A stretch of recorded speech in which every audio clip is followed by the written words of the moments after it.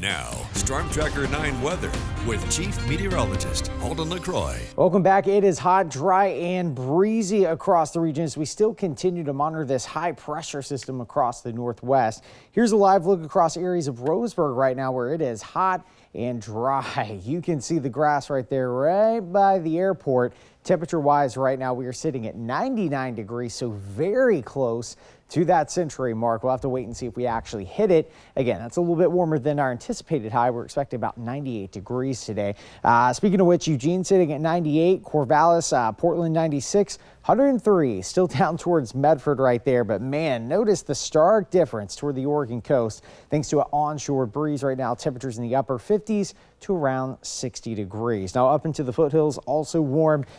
Blue River right now sitting at about 97 degrees. Clear skies across the state for the most part. We're starting to see some kind of moisture drifting up from the southeast out towards portions of eastern Oregon. You can see those puffy cumulus clouds starting to develop. But here along our immediate coast, you can see the moraine layer that's been hanging on for most of the day. In fact, here in the past couple of hours, we just recently cleared out for areas like the Sea Lion Caves, but you can see it creeping back in for the overnight hours of tonight. Again, we typically get this set up as a cold front is approaching, and we are expecting that over the next several days as temperatures start to drop. They are weak cold fronts, but a more significant one is a possibility heading into this Saturday morning, and we could very well be talking about rain chances here across the Willamette Valley.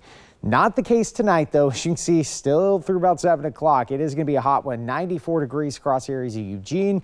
Even for portions of Oak Ridge right there, you can see about 92. Upper 50s to around 60 degrees toward the coast. Waking up tomorrow morning, you're going to be greeted with clouds for most of the Willamette Valley, and that is thanks to that strong marine push. Again, that is a sign that the weather is about to change. That means a cold front's rapidly approaching. You can see through the late evening hours, we do clear that out. For the coast, the clouds are going to remain just a little bit longer.